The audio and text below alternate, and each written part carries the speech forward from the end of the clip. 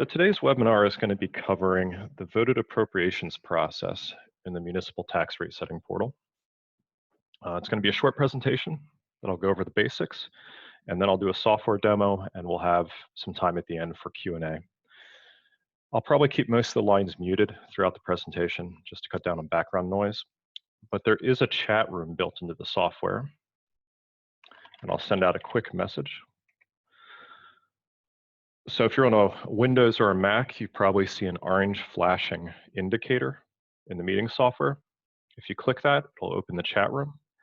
And from there, you can send messages to me or to everyone throughout the course of the meeting. So if you have a question, feel free to send it to me through the chat, and I'll take a break and address it.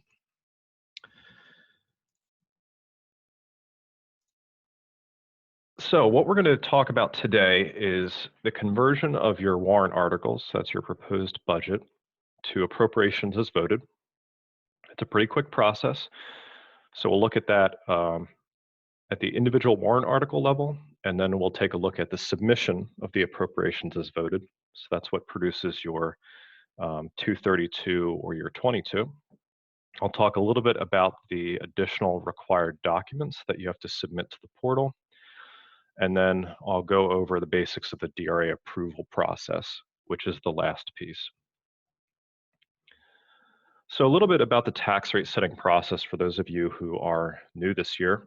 The process starts earlier in the year with the drafting of your warrant articles.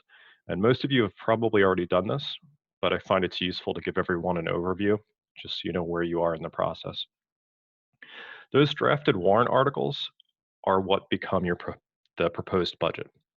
So all the warrants get aggregated together by the portal, and that's what becomes your 6 series or your 7 series. And it's out of that proposed budget that we get our proposed appropriations. So that's how much you want to spend during the year. And then your initial estimated revenues. Now that's your offsetting revenues. So that's every source of incoming money that is not property taxes. Those proposed appropriations go to your annual meeting. And once you answer the annual meeting questions for each of the warrant articles, they become your appropriations as voted. So that's your 2 series. Later on in the year, you have the opportunity to revise those initial estimated revenues, and that's going to be submitted on your 434 or your 24 if you're a school. Now, it's those voted appropriations and those revised estimated revenues that feed into the tax rate setting process, along with the valuation report from the equalization web portal. So that's a separate web portal. The valuation report comes in, it tells the DRA basically what is the tax base for your community? How much is everything worth? How much could you potentially raise in property taxes per $1,000 of valuation? The difference between your voted appropriations and those the revised estimated revenues, that's the amount you're going to raise through property taxes. And then after the year ends, whether you're on a calendar year or a fiscal year, you're going to be submitting your actual expenditures and your actual revenues as part of the financial report. So for most of you, that's going to be the 535. If you're from a school district, you're also going to be submitting something to the DOE. I believe it's the DOE 25. But it's all pretty much the same information.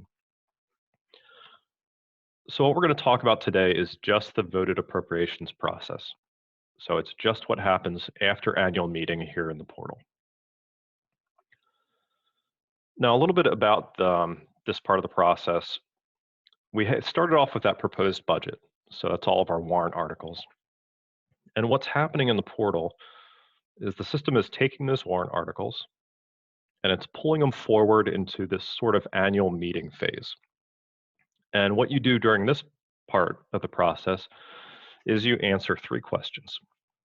For each warrant article, you tell the portal whether it passed or failed, whether it was amended at annual meeting, and whether that amendment was financial.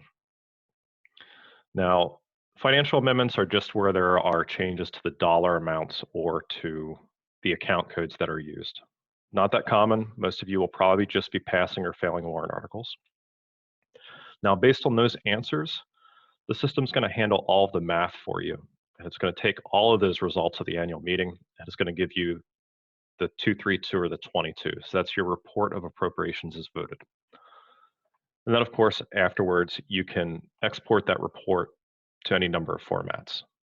PDF is pretty common for printing, but a lot of people like to export to Word if you need to make some text changes to the cover sheet, or to Excel if you have your own spreadsheets that you're working with. So like I said, that's a pretty brief overview, and I'm going to give you a look at what the software actually looks like here. And again, feel free to send me a chat message if you have any questions. So for right now, we're going to jump over to the software, and I'm going to be logging into our test server as a town administrator. So this is the test server. If anyone here is from Ackworth, you're going to see your actual data here on the test server, but nothing I do is going to affect you. So I've logged into my town, and I'm going to go to my budget tab. And the first change you might have noticed after you submitted your proposed budget is everything turns green. I have a green bar at the top that says appropriations. I have green arrows and green check marks next to each warrant article. And that's telling me that I'm in this annual meeting mode. My proposed budget's in. I'm going to go into my warrant articles and I'm going to answer those questions. So next to each warrant article, I click the green arrow. And what we're going to see here are the basic details of the warrant article at the top. We have an annual meeting section right here. And then down at the bottom, you have your account codes table, which you probably all recognize from when you were doing your proposed budget. So this is Article 4. This is a special warrant article. And what I'm going to do here is provide the annual meeting information right in the center section. So let's say that this particular article passed and it was not amended. Now, at this point, it passed, there were no amendments. What the system has done is it has taken my proposed appropriations, let's see if we can find the account code for them, and it's automatically assigned them as my appropriations as voted. So this was the board and budget committee recommended amounts from the proposed budget. I answered that the article had passed, that there were no changes to it, so that 110,000 automatically gets pulled over for me. Now you can enter vote counts here. It's entirely optional. Some people like to do it just for bookkeeping purposes. And then if I have any notes about this particular article from the annual meeting, I just enter them here. If you tell the system that you've amended an article, you do have to provide an explanation of the amendment. All right, so this is pretty simple. This article passed. There were no changes. So I'm going to click Save and Next. And we're going to be looking at the next article in the series, Article 5. This is my operating budget. So Ackworth is not an SB2 community, and I'll talk a little bit about what happens if an operating budget fails for an SB2. We'll say there were no amendments to this article. Again, I could provide the vote counts if I wanted to. I'm going to jump to my next article.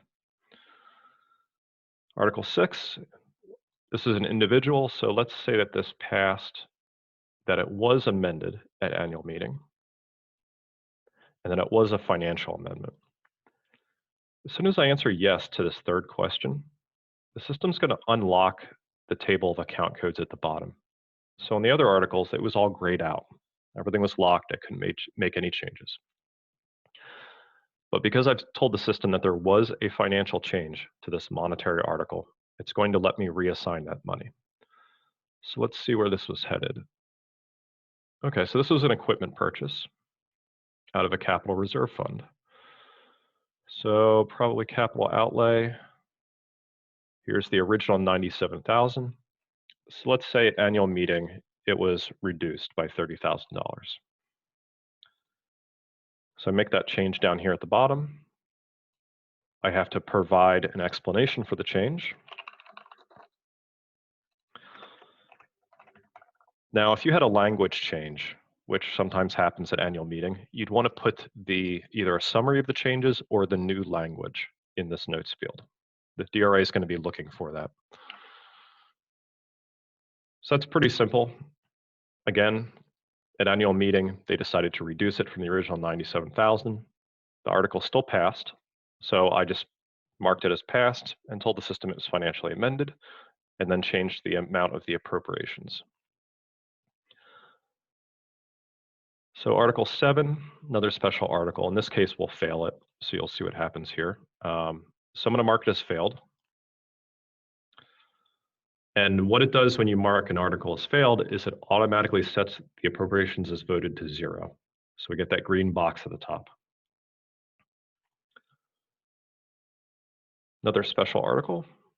Now this one, I'm just going to mark as passed, and we're going to go through the rest of these so I can show you the final stage. So passed, not financially amended, not amended. I don't have any notes for it. So I'm just basically going through and doing save and next on all of these.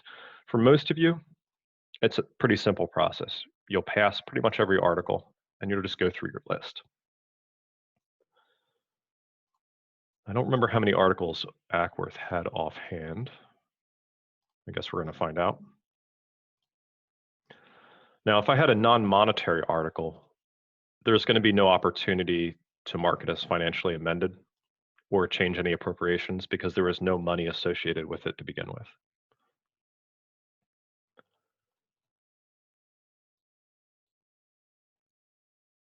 Let's see how close we are here. Okay, so that was the 13th article. That's the last one. So at this point, I've answered all of my annual meeting questions. I can see these two columns have changed. Raise match indicates that I'm not missing any appropriations. For instance, if I had something that's financially amended or I forgot to answer a question, and I have a summary of my meeting statuses here. So at this point, the next step, oh, I got a question in the chat real quick. So question number 3 is only answered being amended financially when there is a change. Yes. So if you're just passing an article without any changes whatsoever, no amendments, you won't have to answer that third question. So again, that's talking about the financial amendment question here. You'll see that it's disabled and I don't have to provide an answer.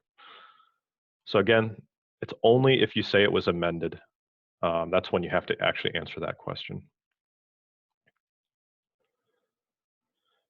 Okay, so I've answered all of the questions for all of my warrant articles. Again, I see my meeting statuses here, my raises all match. I'm going to click on View Calculate Appropriations. Now, this is a lot like your proposed budget step. What this does is the system takes all of the information you just gave it, and it calculates what your 232 is going to look like. So sometimes it'll take a minute. If you have a lot of warrant articles, you might be sitting there for 20 seconds or so. So what we see here is a summary. These are the contributing warrant article numbers for each account code and the total appropriations as voted. So this is exactly what we're going to see on our MS-232. Here, I don't have anything else to do. Let's go ahead and finalize. Oh, it looks like I'm missing a raise amount here. See, that caught a raise amount mismatch. That's what I forgot to do. So that's a good example.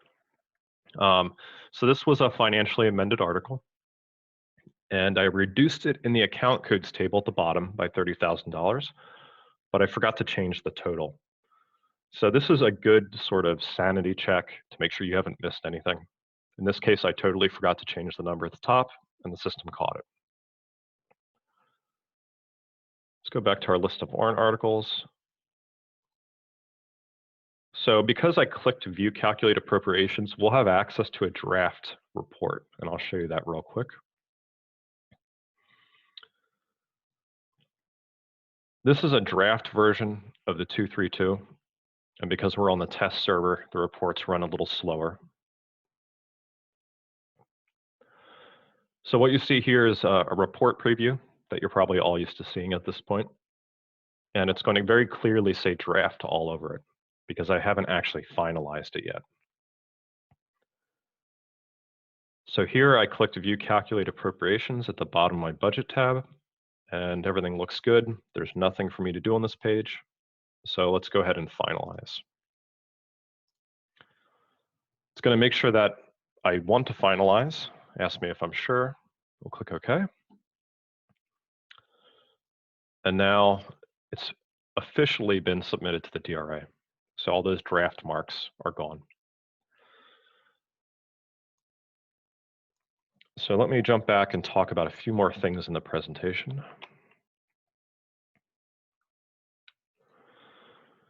So this doesn't apply to towns and cities or to village districts, but for school districts, you have an extra step. When you click View Calculate Appropriations and you're looking at your summary, you're going to have to provide the DOE breakdowns. So that's the elementary, middle, and high school amounts. The DOE needs to see those. They want to see how those appropriations are broken down. So again, this is only for schools.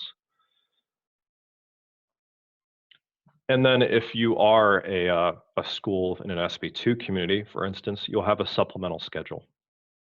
So there's some extra details. This is the final step for schools, for instance. Some of you who have school districts won't even have to enter anything here, but you'll have a finalize button right here at the bottom. So again, this is your final step. Towns, cities, and village districts will not see this. Now, I talked a little bit about required documentation back at the beginning. These are additional documents that you have to upload to the portal. So for most of you, it's going to be your budget as posted, your warrant as posted, your annual meeting minutes, and then the signed appropriations as voted. So that's you print out the 232 or the 22, you sign the cover sheet or the governing body signs it, you scan it and you upload it back to the portal. If you are an SB2 community, there are a few extra things. The DRA wants to see your certified counts and ballot minutes. They want to see a copy of the official ballot, and they want a copy of your deliberative session minutes. So again, those three extra things are only for SB2 entities. Now, uploading documents is pretty straightforward. On your Home tab, at the bottom, we have this table of forms and reports and documents. To upload the required documentation, you simply click one of the upload attachment links next to the appropriate record. You'll browse for the file on your computer and then upload it to the portal.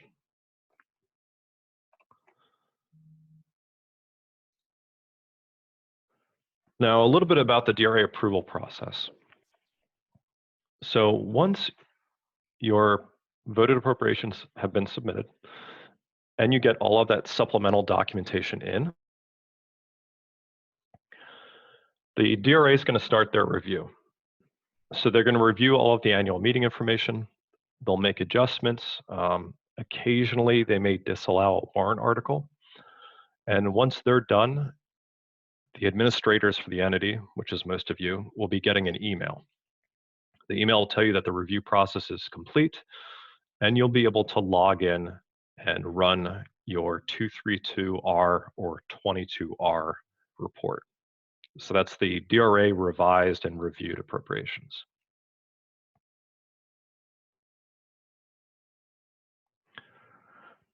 So a couple of frequently asked questions.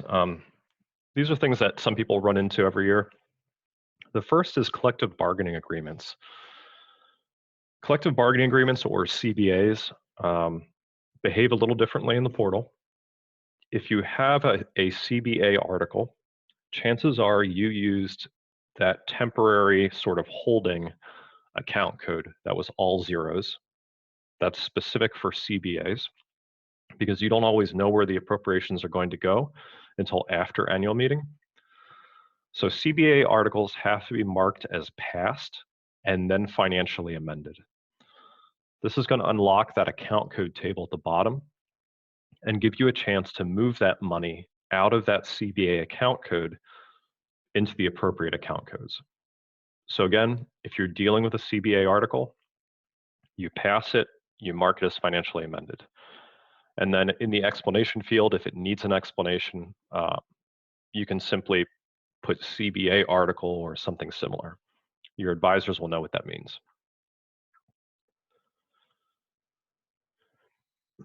So if this occasionally happens, let's say you are working on a warrant article with 30 account codes and tons of appropriations, and maybe you accidentally mark it as financially amended when it shouldn't have been, and you adjust some numbers. There's a way to reset it back to the proposed appropriation amounts, so you don't have to correct everything manually. You go back through the 3 annual meeting questions in reverse order, and you pick that top option. It seems a little counterintuitive, but when you pick select, you're basically resetting that question. So reset all the questions in this fashion, and then re-answer that pass-fail question and the amendment question, and it will automatically fix your voted appropriations for you. Now, again, most of you won't ever have to do this, but if you are stuck in a position where you've totally messed up the voted appropriations and you didn't mean to change them or amend them, this is how you go through and fix that. Finally, this comes back to the SB2 comment I made about default budgets.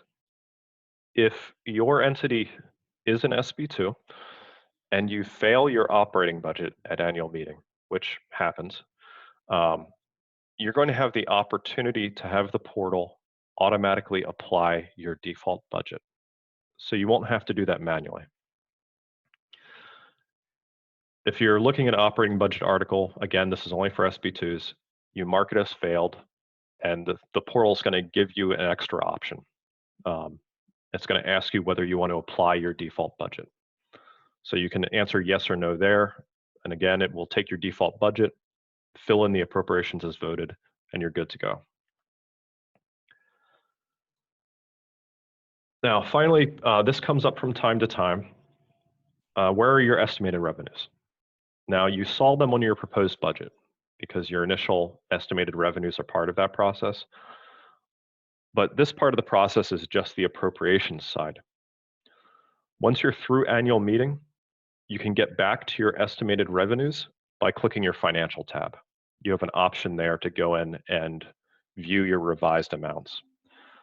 So again, this is the point in the process where the appropriations and revenues sort of split off from each other. Now, just one last piece here.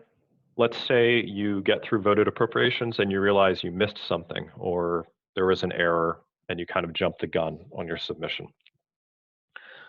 You can reach out to your advisor, explain the correction you need to make, because sometimes it's not something that requires a reset in the portal. But again, let your advisor know. They have the ability to sort of roll things back so that you can make the necessary changes and then resubmit. So like I said, quick presentation. There are some additional resources for you guys. If you have any statutory questions or questions about municipal finance, you should direct those to your municipal advisor. And you can find your municipal advisor's contact information right on your home tab in the top right corner. So there's a yellow box there that gives you their phone number and their email address. If you run into issues with the portal, so maybe you found a bug or an error, which happens with software, or you know what you need to do in the portal, but you're not sure how to do it, that's when you reach out to us. You can give us a call. We have a 1-800 number for those of you who are out of state, and then we have a local 603 number right here. You can email us, support@axiomnh.com, or you can go to our help portal. And the easiest way to do that is to log into the tax rate setting portal. Oops, skipped ahead there. And log into the tax rate setting portal and click the help link in the upper right corner. That'll take you to the support portal where you'll have access to all sorts of help articles and short videos that cover the same thing, that topics that I covered here. And you'll have the ability to send us a support ticket. So if you get stuck on anything, we don't want you to waste any time because everybody's pretty busy these days. So just reach out to us immediately and we should be able to help out.